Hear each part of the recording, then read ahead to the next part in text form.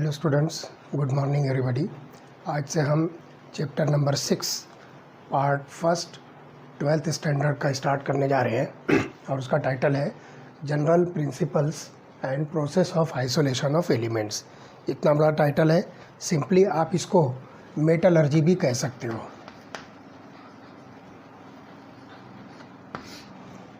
क्योंकि इसके अंदर हम जो है मेटल का extraction from their ores using different methods हम जो है स्टडी करने वाले हैं। तो इस प्रोसेस को हम सिंपली मेटलर्जी जो कहेंगे। तो ये जो पूरा टाइटल है इसको शॉर्ट में हम मेटलर्जी कह सकते हैं। तो the history of civilisation is linked to the use of metals in antiquity in many ways. पुराने दौर के अंदर जो है आप देखिए कि मेटल्स को अलग अलग तरीक़ों से जो है इस्तेमाल किया जाता था। Different periods of early human civilizations have been named after metals। आप देखिए कि लोहे का दौर, तांबे का दौर, इस तरह से जो है मेटल के नाम पर जो है उन सिविलाइजेशंस को जो है नाम दिया गया था, उन पीरियड्स को, उन एरा को जो है नाम दिया गया था। तो वो मेटल के ऊपर से जो है दिया गया था। तो the skill of extraction of metal gave many metals and brought about several changes in the human society. तो मेटल के एक्सट्रैक्शन की वजह से और उसके यूज़ की वजह से ह्यूमन सोसाइटी के अंदर जो है बहुत सारी जो है changes I. It give weapons, tools, ornaments, utensils etcetera. तो मेटल के ज़रिए से हम इतनी सारी चीज़ें जो है बना सकते हैं, जैसे कि टूल्स है, ऑर्नामेंट्स है, वेपन्स है, और इसी तरह से जो है यूटेंसिल, जो बर्तन वगैरह हम इस्तेमाल करते हैं, ये सारी चीज़ें हम जो है मेटल के ज़रिए से जो है बना सकते हैं। And enrich the cultural life of the human beings. तो इसकी वजह से जो है ह्यूमन बींग की जो है कल्चरल लाइफ जो है क्या होती है, इनरिच होती है। उसके अंदर जो है कुछ निखार आता है और कुछ जो है बढ़ोतरी होती है। तो ख़ास तौर से आप देखिए कि 7 मेटल्स ऑफ एंटिक्विटी, पुराने दौर के अंदर जो है 7 मेटल जो है ये ह्यूमन बींग्स के अंदर जो है बहुत ज़्यादा इसके टच में थी, और ह्यूमन बींग्स जो है इन मेटल्स को अपने अलग अलग जो है यूज़ में इसको जो है लेते थे। तो वो 7 मेटल्स कौन कौन सी है आप देखिए। Gold, silver, copper, iron, tin, lead and mercury. 1 2 3 4 5 6 7। तो these 7 metals of antiquity, as they are sometime called, these metals like gold, silver, copper, iron, tin, lead and mercury. Although the modern metallurgy had exponential growth after industrial revolution, it is interesting to note that many modern concepts in metallurgy have their roots in ancient practices that predated the industrial revolution. So for over 7,000 years India has had a rich tradition of metallurgical skill। 7,000 साल से आप देखिए कि India के अंदर जो है ये सारी मेटल्स को जो है निकालने का और इसको जो एक्सट्रैक्ट करने का इसके पास जो है मेटलर्जिकल जो है स्किल्स है। आप पुराने दौर के अंदर देखिए कि इंडिया के अंदर जो है ये सारी मेटल जो है जनरली यूज़ हुआ करती थी। जैसा कि हमने स्टार्ट में एक चैप्टर में बताया था कि मोहनजोदारो और हड़प्पा की जो कल्चर्स के अंदर आपको उसकी जो है खुदाई के दौरान में ये सारी मेटल जो है अलग अलग मीन्स में, अलग अलग सोर्सेस में जो है मिलती है। तो इससे समझ में आता है कि हमारे इंडिया के अंदर इन मेटल्स का जो है चलन और इन मेटल का यूज़ जो है कितना पुराना है। तो यहाँ पर जो बताया जा रहा है कि 7,000 ईयर्स से ये इंडिया के अंदर जो ये सारी चीज़ें ह्यूमन बीइंग के जो है टच में है। तो the 2 important sources for the history of Indian metallurgy are archaeological excavation and literacy evidences. तो यहाँ पर जो है ये 2 सोर्सेज के ज़रिए से हम देखेंगे कि यहाँ पर जो है इंडियन मेटलर्जी जो है टच में है, जिसको आप जो है आर्कियोलॉजिकल एक्सकेवेशंस और लिटरेसी एविडेंसेस जो हम इसको कह सकते हैं। तो the first evidence of metal in Indian सब कॉन्टिनेंट कम्स फ्रॉम मेहरागढ़ इन बलूचिस्तान। तो मेहरगढ़ जिसको हम कहेंगे, मेहरगढ़ जो बलूचिस्तान में है, ये बलूचिस्तान अभी पाकिस्तान का पार्ट है। तो यहाँ पर जो है एक एरिया है जिसको हम मेहरगढ़ कहेंगे। तो यहाँ पर जो है आप देखोगे कि first evidence of metal in Indian सब continent comes from the Mehergarh in Balochistan, where a small copper bead dated about 6000 BCE, यहाँ पर जो है एक कॉपर बीड ये जो है पाई गई, जो कि 6000 BCE बिफोर क्राइस्ट एरा जो है ये आपको मिलेगी। इतने पुराने वक्तों की ये जो है कॉपर बीट जो है वहाँ पर जो है पाई गई। तो it is however thought to be native copper which has not been extracted from the ore. इसका और ये बात जो कहेगी कि जो कॉपर बीड है ये ओरिजिनल कॉपर है, जिसको हम नेटिव कॉपर कहेंगे, जिसे जो है एक्सट्रैक्ट नहीं किया गया किसी और से। कॉपर की जो भी ओर हो सकती है उस ओर से जो है इसको एक्सट्रैक्ट नहीं किया, बल्कि ये ओरिजिनल प्योर जो है कॉपर की जो है बीड पाई गई, जो कि 6000 ईयर्स BCE में जो है ये मेहरगढ़ जो बलूचिस्तान के अंदर है वहाँ पर जो है ये पाई गई। तो ये चीज़ जो है हमको समझ में आती है। तो spectrometric studies on copper on sample is obtained from the ancient mine pits in Khetri in Rajasthan and on metal samples cut from the representative Harappan era. तो ये आप देखोगे कि जो स्टोइचियोमेट्रिक स्टडीज़ है कॉपर की ओर पर जो है ये उसको जो है किया गया, वो सारी स्टडीज़ की गई। तो वहाँ पर जो है ancient mine pits at Khetri in Rajasthan and on metal samples cut from the representative Harappan artefacts recovered from the Mithalal in Haryana and 8 other sites distributed in Rajasthan. तो यहाँ पर आप देखिए कि स्पेक्ट्रोमेट्रिक एनालिसिस की गई, जहाँ पर जो है बहुत सारी जो है और से कॉपर को ऑब्टेन किया गया और बहुत सारी जो है रिप्रेजेंटेटिव कॉपर मेटल जो हड़प्पन आर्टफैक्ट्स में रिकवर की गई, जो कि हरियाणा के अंदर से जो है ऑब्टेन की गई, जिसको आप मीठालाल कहोगे। तो यहाँ पर जो है ये हरियाणा के अंदर प्रेजेंट है और इसी के साथ साथ टोटल 8 अदर साइट्स जो है जो राजस्थान के अंदर डिस्ट्रीब्यूटेड है, Rajasthan, Gujarat, Madhya Pradesh and Maharashtra, prove that copper metallurgy in India dates back to the chalcolithic cultures in the subcontinent. Chalcolithic culture किसको कहते हैं कि तांबे के ऊपर जो है कोई डिज़ाइन बनाना, तांबे के ऊपर कोई नक्श बनाना, उस पीरियड से जो है ये बात पता चलती है कि ये कॉपर जो है कितनी पुरानी मेटल है, कितने ओल्ड एजेस से ये ह्यूमन बीइंग के यूज़ में है। तो ये सैंपल्स को जो है स्पेक्ट्रोमेट्रिक एनालिसिस के ज़रिए से ये प्रूव किया गया कि ये जो है बहुत ही पुराने वक्तों की ये जो मेटल है। तो इंडिया के अंदर जो है ये चाल्कोलाइटिक कल्चर से जो है आपको मिलती है कि इतने पुराने वक्तों की ये जो मेटल्स हैं जो डिफरेंट साइट्स ऑफ इंडिया, जिसको आप राजस्थान, गुजरात, मध्य प्रदेश और महाराष्ट्र से जो है ऑब्टेन किया गया। तो Indian chalcolithic copper objects were in all probability made indigenously the ore for extraction of metal making the objects were obtained from the chalcopyrite ore deposits in Aravalli hills. तो अरावली हिल्स के अंदर जो है चाल्कोपाइराइट,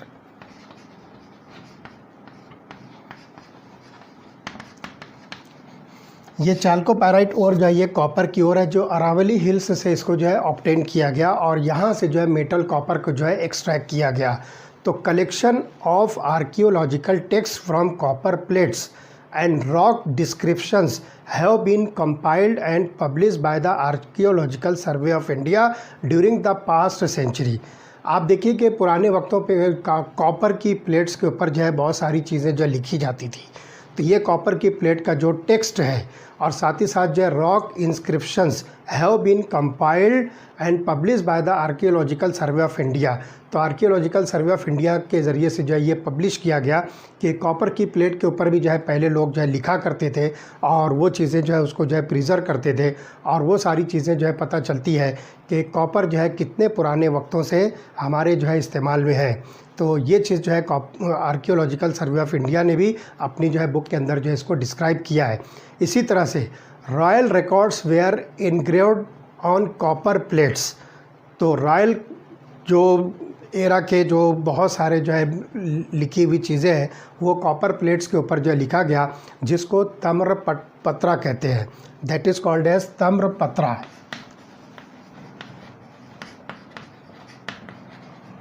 तो रॉयल एरा के जो है बहुत सारे डिस्क्रिप्शंस जो है आपको कॉपर प्लेट्स के ऊपर जो है लिखे हुए मिलेंगे। And earliest known copper plate has a Mauryan record in the old era. तो यहाँ पर आप देखिए कि जो मौर्य जो दौर था इंडिया के अंदर जो है बहुत पुराने जो मौर्य लोग जो आए हुए थे तो उनके भी बहुत सारे जो रिकॉर्ड्स हैं, तो ये रिकॉर्ड्स भी जो है इसी जो है कॉपर प्लेट के ऊपर जो है लिखे गए।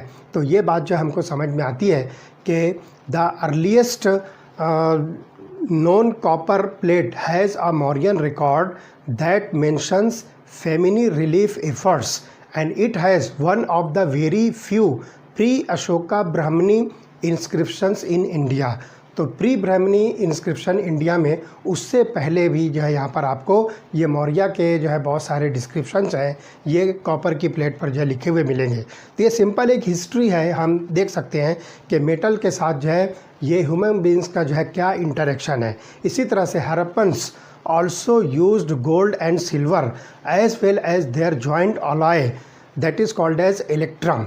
तो ये हरप्पन के अंदर भी जो है ये चीज़ जो है मिलती है कि गोल्ड और सिल्वर के जो है ये बहुत सारे जो ऑब्जेक्ट्स यूज़ करते थे, साथ ही साथ जो है इनके अलॉयज़ जिसको हम इलेक्ट्रम कहेंगे वो सारी चीज़ें जो है हरप्पन कल्चर के अंदर जो है ये ह्यूमन बींग्स उस वक्त के लोग जो है वो यूज़ किया करते थे। Variety of ornaments such as pendants, bangles, beads and rings have been found in ceramic और ब्रॉन्ज पॉट्स। तो ये सारी चीज़ें आप देखो कि हरप्पन दौर के अंदर, हरप्पन एरा के अंदर जो है बहुत सारे सिरेमिक पॉट्स मिले। तो उसके अंदर जो है आप देखिए कि बहुत सारे जो है चीज़ें जो है उसके ऊपर जो है नक्श निगारी की गई और मेटल्स के जो है वो बहुत सारे जो है उसके ऊपर कुछ नक्श के तौर पर जो है वो सारी चीज़ें जो है लगाई गई। साथ ही साथ आप देखिए कि बहुत सारे जो है ऑर्नामेंट्स जैसे कि पेंडल्स है, बेंगल्स है, बीड्स है, तो ये सारी चीज़ें जो है आपको हरप्पन सिविलाइजेशन के अंदर जो है मिलेगा। तो पुराने जो मोहनजोदारो और हड़प्पा की जब खुदाई हुई तो ये सारी चीज़ें जो है वहाँ से निकली और ये इस बात की सबूत देती है कि ये सारी मेटल जो है बहुत पुराने दौर से इंसानों के यूज़ में रही है। तो यहाँ पर जो है ध्यान रखिए कि एक बात और मैं आपको बता दूं कि इसी तरह से early gold and silver ornaments have been found from Indus valley sites such as Mohenjodaro that is about 3000 BCE। तो मोहनजोदारो से जो है इंडस वैली जो दरियाए सिंध है ना, वहाँ के जो उसकी जो है किनारे पर उसकी वैली में जो है यहाँ पर आपको गोल्ड और सिल्वर के ऑर्नामेंट्स जो मिले और ये सब के सब जो है मोहनजोदारो के 3000 ईयर्स बिफोर क्राइस्ट एरा जो है आपको जो मिलेगा। And these are on display in National Museum New Delhi. तो ये सारे जो ऑर्नामेंट जो इंडस वैली से हरप्पन जो मोहनजोदारो के जो यूज़ में जो हुआ करते थे वो सारे ऑर्नामेंट जो है आज नेशनल म्यूज़ियम न्यू दिल्ली के अंदर जो है इसको जो है रखा गया है, इसको जो है वहाँ पर जो है डिस्प्ले किया गया है। तो आप चाहे तो कभी नेशनल म्यूज़ियम दिल्ली आपका जाना हो तो वहाँ पर आपको वो सारे ऑर्नामेंट जो है देखने को मिलेंगे। And these are on in display in the National Museum New Delhi India. India has the distinction of having the deepest ancient gold mines in the world. यहाँ पर आप देखिए कि इंडिया के अंदर जो है डीपेस्ट गोल्ड माइन है वर्ल्ड के अंदर जो हो सकती है वो इंडिया के अंदर है और वो कहाँ पर है, इन मस्की रीजन ऑफ कर्नाटका। कर्नाटका में जो है मस्की रीजन है वहाँ पर आपको गोल्ड माइंस जो है मिलेगी। Carbon dating places them in mid first millennium BCE। तो आप देखिए कि वहाँ से जो ऑब्टेन किए गए जो गोल्ड निकाले गए हैं तो वो गोल्ड को जब कार्बन डेटिंग की गई तो उसकी जो मीन्स उसकी जो एज है वो किस वक्त का है तो बताया गया कि mid first millennium BCE before Christ area का जो है फर्स्ट मिलेनियम के मिड में वो चीज़ जो है पाई गई। तो कार्बन डेटिंग से जो है उसकी एज जो है पता चलती है कि ये जो गोल्ड वहाँ से निकल रहा है जिसको हम कर्नाटका में मस्की रीजन से जो ऑब्टेन करते हैं वो कितना पुराना है। तो ये सारी चीज़ें हमको जो है समझ में आती है। The native gold has different colours depending upon the nature and amount of impurity present in.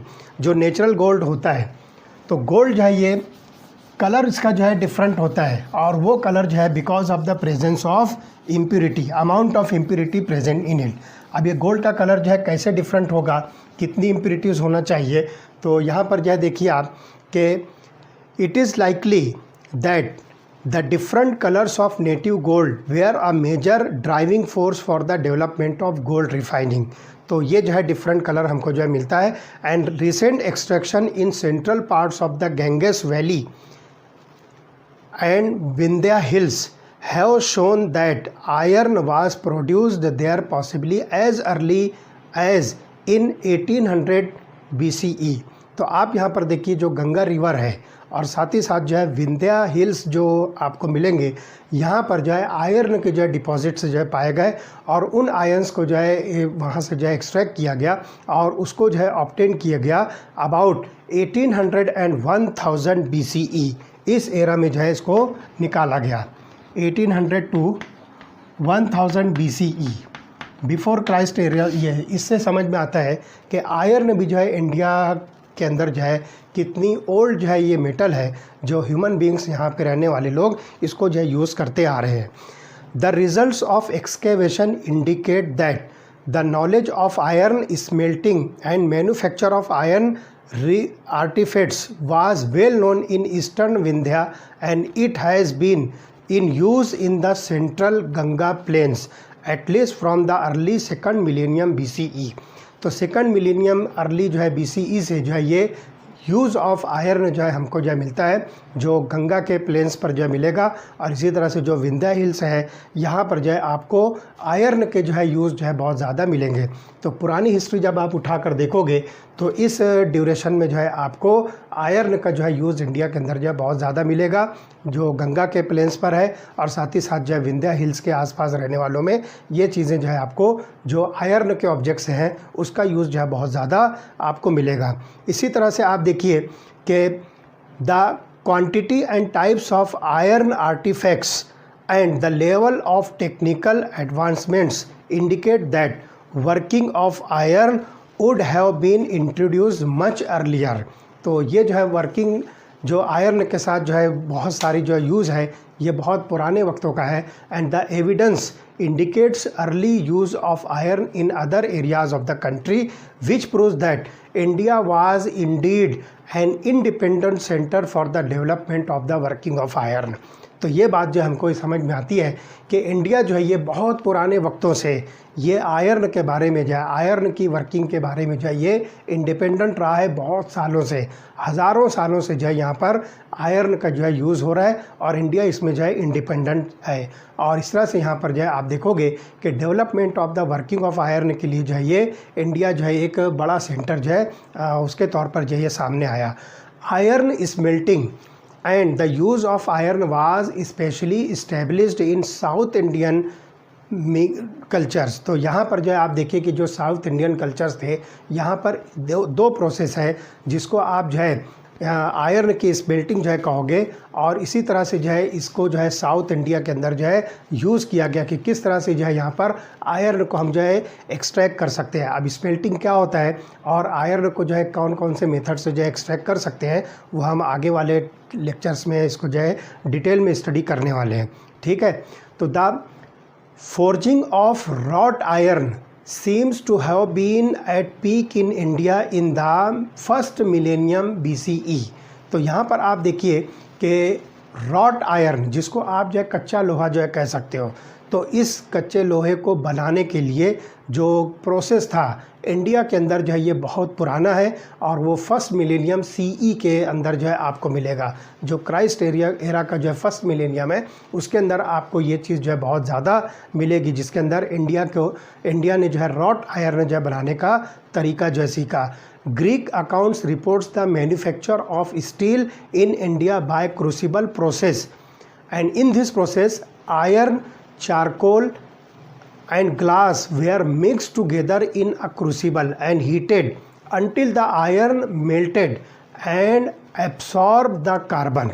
तो यहाँ पर जो है ध्यान रखिए कि आयरन को बनाने का जो तरीका है वो क्रूसिबल मेथड के ज़रिए से इंडिया के अंदर बहुत पुराने वक्तों से जो है जारी है। तो इसके अंदर क्या करते हैं कि आयरन, चारकोल और ग्लास को जो है एक क्रूसिबल बोले तो एक बड़ा सा जो है एक कहना चाहिए कि यूटेंसिल होता है, उसके अंदर जो है इसको अच्छी तरह से मिक्स करते हैं और उसको हीट करते हैं और आयरन जो है मेल्ट करते हैं और आयरन उस वक्त मेल्ट करने के बाद जो है वहाँ पे कार्बन जो उसके अंदर जो है एब्सॉर्ब होता है। And India was a major innovator in the production of advanced quality of steel. तो यहाँ पर जो है इंडिया जो ये ऐसा कंट्री है जो advance quality of steel manufacture के अंदर जो है नंबर 1 जो है माना जाता है। इंडिया के अंदर जो है आपको स्टील की जो है प्रोडक्शन बहुत ही हाईएस्ट परसेंटेज में जो है मिलेगी थ्रू आउट द वर्ल्ड। तो Indian steel was called the wonder material of the Orient, इसको जो है नाम दिया गया है, इंडियन स्टील को जो है नाम दिया गया है, that is called wonder material of the Orient. When iron ore is reduced in solid state by using charcoal, porous iron blocks are formed। जब इसको जो है रिड्यूस करते हैं चारकोल यूज़ करके तो पोरस आयरन ब्लॉक्स जो है बनते हैं और therefore reduced iron blocks are called sponge iron blocks. ये आगे पूरी डिटेल हम स्टडी करेंगे, इसलिए हम इसको थोड़ा सा, ये चूँकि इंट्रोडक्टरी पार्ट है इसलिए हम थोड़ा इसको जो है स्पीडली जो है स्टडी कर रहे हैं, इसके अंदर कुछ बहुत ज़्यादा जो एक्सप्लेनेशन नहीं है। तो ये आयरन पोरस जो है ब्लॉक्स बनते हैं।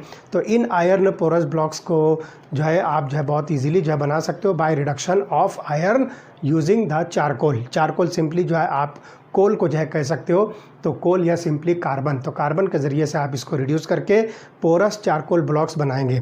तो any useful product can be obtain from this material only after removing the porosity by forging. तो हॉट फोर्जिंग के ज़रिए से आप इसकी जो है पोरोसिटी रिड्यूस करके डिफरेंट वैरायटी ऑफ प्रोडक्ट जो है बना सकते हो, डिफरेंट वैरायटी ऑफ मटेरियल जो है इसमें आप प्रिपेयर कर सकते हो। ठीक है, तो the iron so obtain is term as wrought iron. तो इस मेथड से जो आयरन ऑब्टेन होता है उसको हम नाम देंगे रॉट आयरन।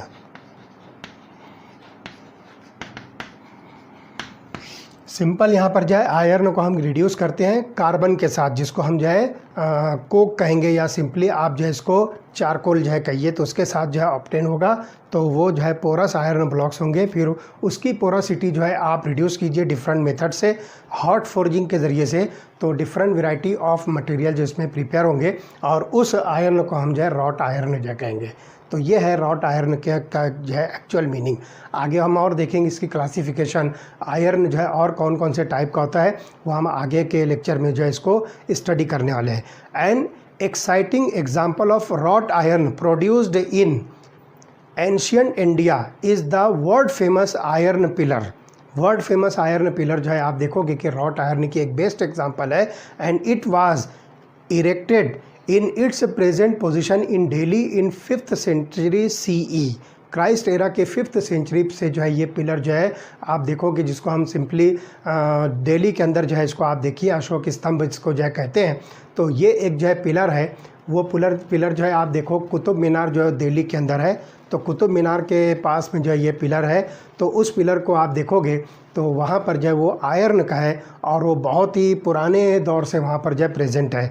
तो उसको जब आप देखोगे तो the average composition that is the weight percent of the components present in wrought iron of the pillar besides iron are 0.15% carbon, 0.05% silicon, 0.05% manganese, 0.25% phosphorus, 0.005% nickel, 0.03% copper and 0.02% nitrogen.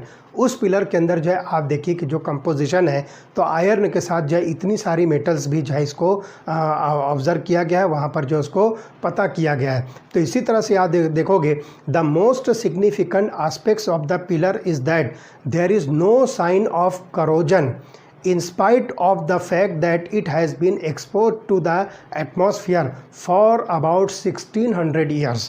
तो वो जो pillar है वो 1600 ईयर से जो है ये वहाँ पर जो है मौजूद है और इसके अंदर आपको कहीं भी थोड़े से भी ट्रेसेस ऑफ करोजन, मतलब उसके ऊपर जो है किसी तरह का जंग वगैरह लगा नहीं है, वो मेटल जो है ख़राब नहीं हुई है, सड़ी गली नहीं है, जैसा का वैसा वो पिलर जो है अबाउट 1600 ईयर से जो है वहाँ पर वो पिलर जो है प्लेस्ड है और उसके ऊपर कहीं भी किसी तरह का कोई करोजन के जो है कोई भी मार्किंग्स या कोई भी डिपॉजिट्स जो है नज़र नहीं आते हैं। तो radio carbon dating of charcoal from iron slag revealed evidence of continuous smelting of Khasi hills इन मेघालय। तो यहाँ पर जो है मेघालय के अंदर जो खासी हिल्स है तो वहाँ पर जो है रेडियो कार्बन डेटिंग जो है चारकोल जो आयरन स्लैग से जो है ऑब्टेन किया, चारकोल और आयरन स्लैग के ज़रिए से जो देखा गया, तो वहाँ पर जो है वो मध्य मेघालय के अंदर जो है वो प्रोसेस हुआ। और the slag layer which is dated to 353 BCE to CE 128, 353 BCE to CE 128। तो इतने पुराने वक्तों का जो है आपको वहाँ पर जो है वो स्लैग जो है आयरन का जो लेयर है वो जो है उसको काउंट किया गया रेडियो डेटिंग के ज़रिए से। तो इतने लॉन्ग ड्यूरेशन का जो है ये आपको जो है वो ऑब्जेक्ट जो मिलेगा। तो इसी तरह से आप देखिए कि it indicates that Khasi hills region is the earliest iron smelting site studied in the entire region of north east India. तो यहाँ पर जो स्मेल्टिंग ऑफ आयरन हुई तो ये जो है एक पुराना बिल्कुल सबसे जो है अर्लीस्ट जो है ये स्मेल्टिंग रीजन जो है माना गया, जिसको जो है खासी हिल रीजन जो है कहा गया, जो मेघालय के अंदर है। ओके, इसी तरह से आप देखिए कि the remains of the former iron on excavation and iron manufacturing are visible even now in the landscape of Khasi hills. और जब बाकी के जो और है आयरन के वो खासी हिल के अंदर जो है इसको जो है कंटिन्यूसली इसका जो है एक्सट्रैक्शन जो है चल रहा है। तो ये आप देखोगे कि British naturalist who visited Meghalaya in early 19th century describe the iron industry that had developed in the upper part of the खासी हिल्स। तो खासी हिल्स के अपर पार्ट में जो है 19th century से एक आयरन की जो है मैन्युफैक्चरिंग की जो है कंपनी या आप उसको जो है एक प्लांट जो है कह सकते हो वहाँ पर जो है ऑलरेडी प्रेजेंट है। तो there is archaeological evidence of zinc production in Rajasthan mines at Zawar from the 6th और 5th BCE। तो यहाँ पर आप देखिए कि राजस्थान के अंदर जो जवार एरिया है वहाँ पर जो है जिंक के जो है डिपॉजिट्स मिलते हैं और वहाँ पर उसको जो है 6th और 5th बिफोर क्राइस्ट एरिया इस ड्यूरेशन में जो है इसको जो है पाया गया कि वहाँ पर जो है जिंक का जो एक्सट्रैक्शन कंटिन्यूसली चल रहा है। India was the first country to master zinc distillation. यहाँ पर जो है जिंक के डिस्टिलेशन में जो है इंडिया को जो है सबसे पहला कंट्री माना गया कि यहाँ पर जो है बहुत बड़े पैमाने पर जो है जिंक का जो है डिस्टिलेशन होता है। And due to low boiling point zinc tends to vaporise while its ore is smelted. जब जिंक की ओर को स्मेल्ट किया जाएगा तो जिंक जो है वेपराइज होता है और आप उसको जो है कंडेंस करके जिंक को जो है प्योर फॉर्म में ऑब्टेन कर सकते हो। ये सारे मेथड जो है हम अगले लेक्चर्स के अंदर जो है इसको डिटेल में स्टडी करने वाले हैं। इसी तरह से आप देखिए कि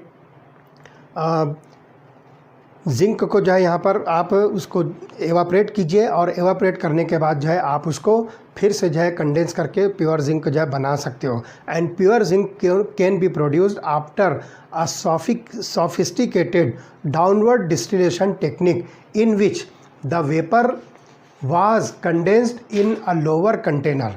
यहाँ पर जो है जिंक के वेपर को जो है लोअर कंटेनर के अंदर जो है कंडेंस किया जाता है। And this technique was also applied to mercury. इस टेक्निक को आप जो है मर्क्यूरी के लिए भी जो है अप्लाई कर सकते हो। And Indian metallurgist were masters in this technique. और इन टेक्निक्स के अंदर जो है पुराने जो इंडिया के मेटलर्जिस्ट थे ये जो है मास्टर थे, ये बहुत ही माहिर थे। And Indians had the knowledge about the mercury. अभी हमने पहले कॉपर बताया, फिर आपको जो है आयरन का जो है डिस्क्रिप्शन किया, फिर जिंक हो गया, अब आप आइए मर्क्यूरी। तो यहाँ पर जो है इंडियंस के पास में जो है मर्क्यूरी की जो है बहुत नॉलेज थी। And they used it for medicinal purpose. Mercury की वो जो है मेडिसिनल पर्पस में यूज़ किया करते थे। Development of mining and metallurgy declined during the British colonial area. जो ब्रिटिश कॉलोनियल एरा था उसके अंदर जो है ये डेवलपमेंट ऑफ मर्क्यूरी जो है उसको जो है किस तरह से उसकी माइनिंग की जाती है उस वक्त से ये चल रहा है।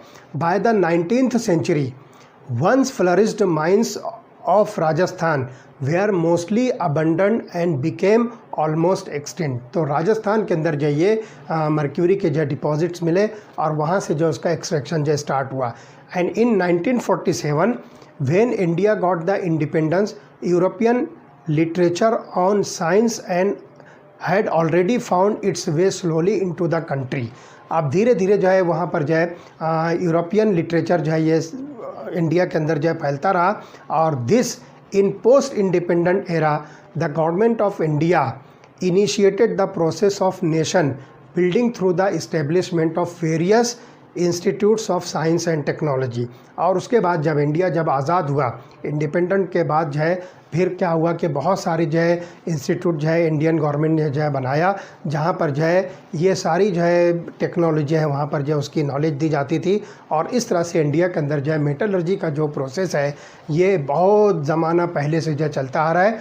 और अभी भी इस एरा में भी, इस दौर में भी इंडिया के अंदर जो है बहुत सारे वैरायटी ऑफ मेटल्स का जो एक्सट्रैक्शन होता है और बहुत लार्ज स्केल पर जो है इसका प्रोडक्शन होता है, जैसे कि आयरन है और इसी तरह से जो है कॉपर वगैरह, ये सारे जो है इंडिया के अंदर जो है बहुत लार्ज स्केल में इसका जो है एक्सट्रैक्शन होता है। आप देखते हैं कि मेटल्स का जो है ऑकरेंस जो है किस तरह से होता है, इसको कहाँ कहाँ से जो है आप इसको ऑब्टेन कर सकते हो। तो चलिए देखते हैं occurrence of metal.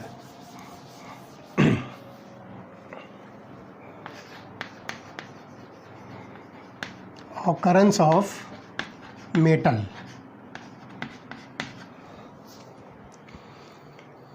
Few elements like carbon, sulfur, gold and noble gases occur in free state. ध्यान से सुनिए, carbon, sulphur, gold and noble gases occur in free state while others are found in combined forms in the earth crust. तो आप यहाँ पर देखिए कि कुछ जो एलिमेंट्स हैं ये फ्री स्टेट में आपको मिलेंगे, बाकी जो दूसरे जो एलिमेंट्स हैं वो अपने कंबाइंड फॉर्म के अंदर जो है अर्थ क्रस्ट के अंदर आपको मिलते हैं। तो in combined form they are generally in the form of different type of oxides. आमतौर पर जो अगर मेटल की बात की जाए तो ये मेटल ऑक्साइड्स होते हैं या मेटल सल्फाइड्स होते हैं, मेटल कार्बोनेट्स होते हैं, मेटल क्लोराइड्स होते हैं, वाट एवर इट बी। तो ये कंबाइंड फॉर्म में आपको जो है मिलते हैं। आगे हम एक चार्ट जो है बताने वाले हैं आपको, उसके अंदर आप जो है डिटेल में जो है स्टडी कर सकते हो कि कौन कौन सी मेटल जो है अपने किस फॉर्म में जो है ऑब्टेन होती है, अर्थ क्रस्ट से आप उसको जो है निकाल सकते हो और फिर उससे जो है आप मेटल को एक्सट्रैक्ट कर सकते हो। तो ये बात जो है ख़ास तौर से ध्यान रखिए। तो among the metals aluminium is the most abundant. Metals की अगर बात की जाए तो एल्यूमिनियम जो है ये मोस्ट अबंडेंट है।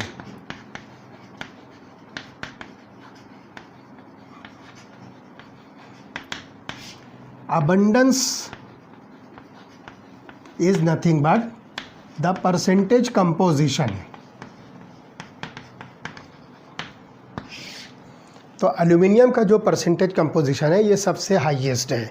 तो among the metals aluminium is the most abundant and in fact it is the third most abundant element in the earth crust. Metals में तो ये सबसे मोस्ट अबंडेंट है, लेकिन अर्थ क्रस्ट के अंदर जो है इसका थर्ड नंबर आता है। पूरे ऑल एलिमेंट्स के अंदर जो है थर्ड नंबर पर जो है मोस्ट अबंडेंट एलिमेंट है। ठीक है, तो यहाँ पर जो है ध्यान रखिए, it is the third most abundant element in the earth crust, that is about 8.3% by weight. तो एल्यूमिनियम जो है ये थर्ड नंबर पर आपको मिलेगा, 8.3% बाय वेट। ये ऑल एलिमेंट्स के अंदर जो है एल्यूमिनियम थर्ड नंबर पर है, जो कि 8.3% बाय वेट आपको जो है मिलता है। ठीक है, इसी तरह से it is a major component of many igneous minerals including mica and clays. बहुत सारी जो इग्नियस जो मटेरियल्स होते हैं, इग्नियस रॉक्स होते हैं जैसे कि माइका और क्ले, तो उसका जो है मोस्ट इम्पॉर्टेंट जो है कंपोजिशन जो आपको मिलेगा ये एल्यूमिनियम। ठीक है, इसी तरह से आप देखोगे कि many gem stones are impure forms of alumina. Al2O3 को हम जो है एल्यूमिना कहेंगे। Alumina that is nothing but Al2O3। तो बहुत सारे जो जेम स्टोन्स होते हैं, ये जेम स्टोन जो है ये आपको इम्प्योर फॉर्म्स ऑफ एल्यूमिना मिलेंगे। For example gems, ruby and sapphire have chromium and cobalt respectively as impurity. तो दो तरह के जेम होते हैं। जेम मीन्स जो कीमती पत्थर होते हैं, तो उसके अंदर जो है एक आपको मिलेगा रूबी और एक मिलेगा सफ़ायर। तो ये दोनों जो पत्थर होते हैं, जो कीमती पत्थर होते हैं, इनके अंदर जो है आपको क्रोमियम और कोबाल्ट जो है ये इम्प्योरिटी के तौर पर मिलेगा। तो रूबी के अंदर आपको जो है क्रोमियम मिलेगा और सफ़ायर के अंदर जो है आपको कोबाल्ट मिलेगा एज एन इम्प्योरिटी। ठीक है। Iron is the second most abundant metal in the earth crust. जैसे एल्यूमिनियम जो है ये फर्स्ट जो है मेटल्स के अंदर जो है फर्स्ट जो है मोस्ट अबंडेंट है, सेकंड नंबर पर जो है आपको मिलेगा आयरन। तो iron is the second most abundant metal in the earth crust and it forms a variety of compounds and their various uses make it a very important element.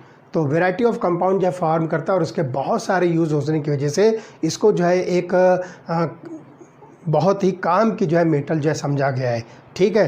तो it is one of the essential elements in the biological systems as well. तो ये जो है एक important जो है metal है जो बायोलॉजिकल सिस्टम के अंदर जो है बहुत ही इम्पॉर्टेंट रोल जो है प्ले करती है। And for obtaining a particular metal first we look for minerals which are naturally occurring chemical substances in the earth crust and are obtained through mining। तो हमको यहाँ पर जो है मेटल्स या किसी एलिमेंट का जो है एक्सट्रैक्शन करना होता है तो सबसे इम्पॉर्टेंट चीज़ जो हमको मिलती है वो होता है मिनरल।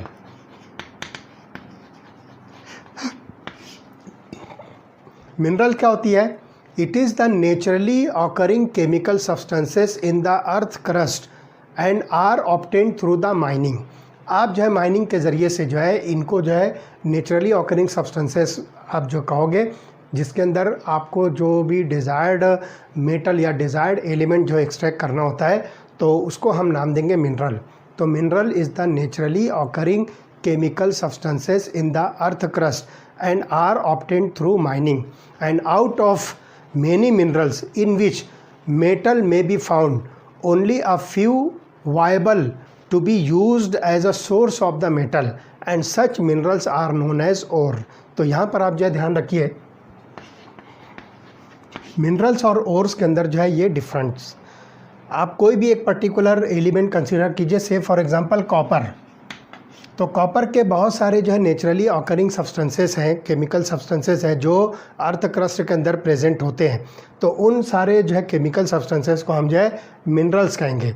और वो मिनरल्स जहाँ से जो है आप इस मेटल को जो है एक्सट्रैक्ट कर सकते हो by using different metallurgical processes, तो उन मिनरल्स को हम जो है यहाँ पर ओर कहेंगे।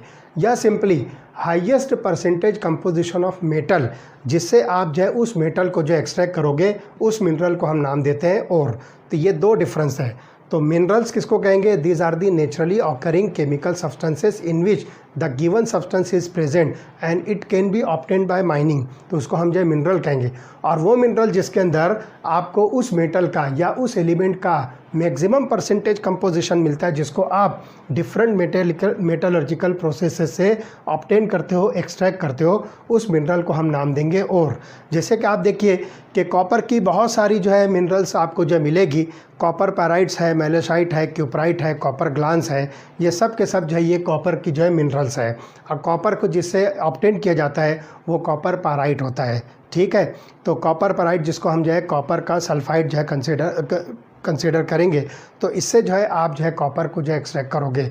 तो ओर अलग होता है, मिनरल अलग होता है। तो ध्यान रखिए, all the ores are minerals but all the minerals are not the ores. तो ये चीज़ को आप जो है ख़ास तौर से नोटिस कीजिए। ठीक है।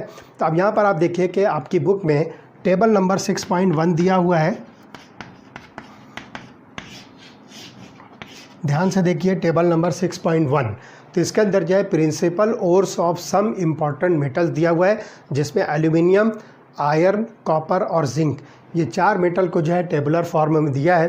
पहले कॉलम के अंदर जो है मेटल है, दूसरे कॉलम के अंदर जो है उसकी ओर्स है, उसके क्या नाम है, और तीसरे कॉलम में उन ओर्स का जो है कंपोजिशन, दैट मीन्स उसका जो है केमिकल फार्मूला क्या है वो दिया हुआ है। तो जैसे कि एल्यूमिनियम की जो है ओर्स जो है बॉक्साइट है, इसी तरह से कॉलिनाइट है, ये जो है इसकी ओर्स हैं। और इसका जो है फार्मूला जो है दिया गया है। इसी तरह से आयरन की जो ओर्स है, हीमेटाइट है, मैग्नेटाइट है, सिट्रेटाइट है, आयरन पायराइट्स है, और उसके जो है फार्मूले जो है तीसरे कॉलम में दिया हुआ है।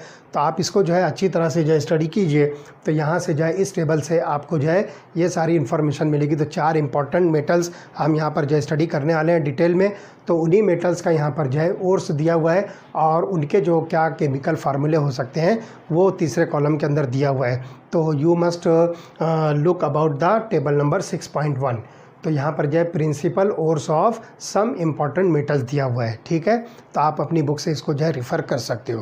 तो a particular element may occur in a variety of the compound and the process of isolation of element from its compound should be such that it is chemically feasible and commercially viable। तो यहाँ पर जो है आप देखिए कि एक ही element जो है बहुत सारे कंपाउंड्स के अंदर जो है प्रेजेंट हो सकते हैं। तो the process of isolation of element from its compound should be such that it is chemically feasible and commercially viable। तो यहाँ पर ये बात जो ध्यान रखिए कि आसानी के साथ जो है वो एक्सट्रैक्शन प्रोसेस होना चाहिए और बहुत ज़्यादा उस पर ख़र्चा भी नहीं होना चाहिए, वो इकोनॉमिकली वायबल होना चाहिए, उसके ऊपर जो है बहुत ज़्यादा एक्सपेंसेस नहीं होने चाहिए, कम खर्च के अंदर जो है ज़्यादा मेटल जो एक्सट्रैक्ट होना चाहिए। तो ये मेथड हमारे लिए जो है ज़्यादा बेनिफिशियल हो सकता है। And for the purpose of extraction bauxite chosen for aluminium. तो एक्सट्रैक्शन अगर आपको जो है एल्यूमिनियम का करना है तो एल्यूमिनियम के लिए जो है बॉक्साइट जो है सबसे बेस्ट ओर है। तो इसके ज़रिए से आप जो है एल्यूमिनियम को जो है एक्सट्रैक्ट कर सकते हो। For iron usually the oxide ores which are abundant and do not produce polluting gases like sulphur dioxide that is produced in case of iron pyrites are taken. अगर आपको आयरन एक्सट्रैक्ट करना है तो iron के oxide लीजिए, लेकिन ऐसा oxide लीजिए जिसके अंदर जो पॉल्यूटिंग गैसेस है जैसे कि सल्फ़र डाइऑक्साइड ये नहीं होनी चाहिए। जैसा कि अगर आप आयरन पायराइड लेते हो तो उसके एक्सट्रैक्शन के दौरान में आपको जो है सल्फ़र डाइऑक्साइड मिलेगी जो कि एक पॉल्यूटिंग गैस है। तो आप जो है ऐसा आयरन ऑक्साइड लीजिए जिसके अंदर ये जो है सल्फ़र डाइऑक्साइड जो है ना निकले, ठीक है।